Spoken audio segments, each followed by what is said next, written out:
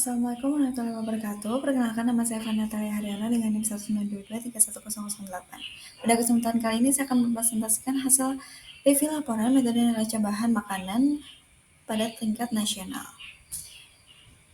Neraca bahan makanan atau NBM adalah tabel yang menggambarkan penyediaan dan pemanfaatan pangan di suatu wilayah selama periode waktu tertentu, mencakup ketersediaan pangan berbagai komoditas dan produk turunannya. Penyusunan NBM nasional dilakukan setiap tahun menggunakan metode FAO dengan penyesuaian terhadap kondisi dan data yang tersedia. Data yang digunakan berasal dari instansi resmi sehingga hasilnya dapat dimanfaatkan untuk evaluasi, perencanaan, serta penyusunan kebijakan pangan dan perbaikan gizi masyarakat.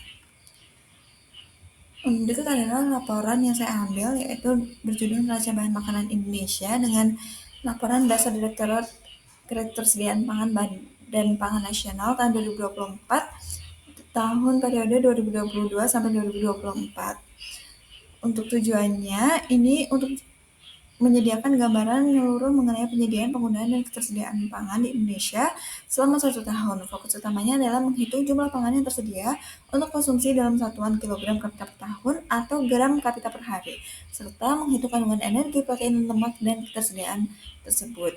NBM digunakan untuk tujuan mengevaluasi kecukupan pangan nasional, menilai kondisi ketahanan pangan, merumuskan kebijakan gizi dan pangan, serta menyusun PPH.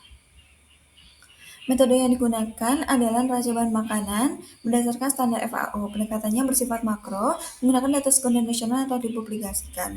Metode ini menghubungkan 3 komponen, yaitu supply, utilization, dan ketersediaan per kapitanya. Untuk subjeknya, yaitu bukan berupa individu, melainkan berupa komoditas pangan yang meliputi 11 kelompok bahan makanan, padi-padian, makanan berpati, gula, buah biji berminyak, buah-buahan, sayuran, daging, telur, susu, ikan, serta minyak dan lemak. Populasi dianalisis mencakup seluruh penduduk Indonesia karena penyajian ketersediaan dihitung per kapita menggunakan proyeksi pendudukan BBS. Untuk cara melakukannya sendiri, yaitu pertama mengumpulkan data produksi, stok awal sampai akhir, yaitu impor-ekspor, penggunaan industri, pakan, bibit, dan food loss dari lembaga nasional, dan mengkonversi semua komoditas ke bentuk pangan setiap konsumsi menggunakan derajat ekstraksi, faktor konversi, dan angka komposisi gizi. Dan yang ketiga, yaitu menghitung penyediaan total setiap komoditas dan membangun neraca untuk masing-masing bahan makanan.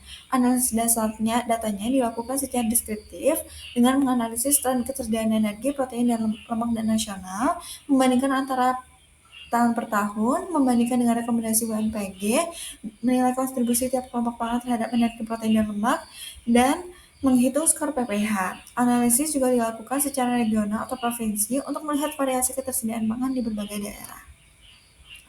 Penyajian datanya ditampilkan dalam bentuk tabel NBM, tabel energi, protein, lemak per kelompok pangan, grafik tren nasional, grafik perbandingan Asia Tenggara, skor PPH. Laporan memuat tabel rinci berisi seluruh komponen penyediaan dan penggunaan komoditas untuk tahun 2022 sampai 2024. Hasil penelitiannya sendiri, yang pertama hasil utama NBM 2024, yaitu energi turun dari tahun 2022 dan 2023, protein turun dari tahun 2023, dan lemak juga turun sejak tahun 2022. Penurunan 2024 ini dominan disebabkan oleh ketersediaan konsumsi nabati serta penurunan kontribusi ikan dalam kelompok hewani.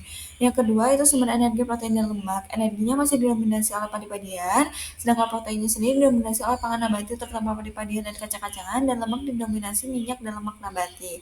Untuk PPH-nya sendiri yaitu pada tahun 2024 sedikit lebih rendah dibandingkan dengan tahun sebelumnya, dan pangan hewani masih di bawah skor ideal.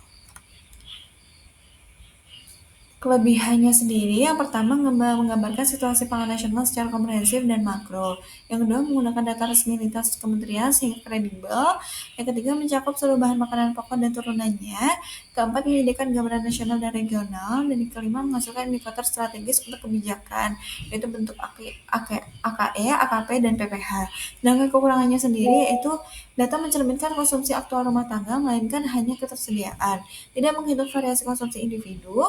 Estimasi beberapa komoditas dapat dipengaruhi keterlambatan data produksi dan tidak menyajikan zat gizi mikronutrien selain energi, protein, dan lemak. Untuk biasnya sendiri, bias stok karena informasi stok sering tidak lengkap sehingga perubahan stok kurang akurat. Ada reporting food loss karena data tercecer sering menggunakan asumsi bukan pengukuran. Perubahan jumlah penduduk dapat menyebabkan bias dalam perhitungan per kapita, dan bias sumber data karena data berasal dari banyak instansi, sehingga perbedaan metode pencatatan antar lembaga dapat mempengaruhi akurasinya. Cara mengurangi biasnya sendiri, yang pertama harmonisasi metode pencatatan antar instansi penyedia data, memperkuat survei kehilangan pangan, memperbaharui data stok dengan integrasi sistem bulog swasta, dan pemutahiran proyeksi penduduk secara berkala. Untuk validitasnya sendiri, NBM memiliki validitas yang tinggi karena disusun berdasarkan standar internasional dari FAO, menggunakan kompeten penyediaan dan pemanfaatan pangan yang lengkap, serta bersumber data dari resmi lembaga nasional.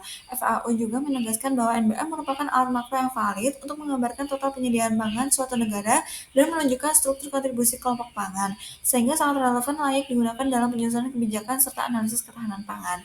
Sedangkan reliabilitasnya sendiri juga tinggi karena penyusunannya menggunakan metodologi yang konsisten dari tahun ke tahun.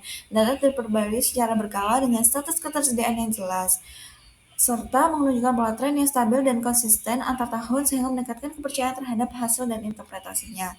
Kesimpulannya, neraca bahan makanan atau NBM merupakan metode yang valid dan reliable untuk menggambarkan ketersediaan pangan tingkat nasional karena mengikuti standar FAO dan mampu menunjukkan gambaran makro mengenai jumlah, komposisi, serta tren kesediaan pangan. Namun, metode ini tidak dapat digunakan untuk menilai konsumsi aktual individu atau rumah tangga karena memperhitungkan kehilangan pangan dan variasi distribusi.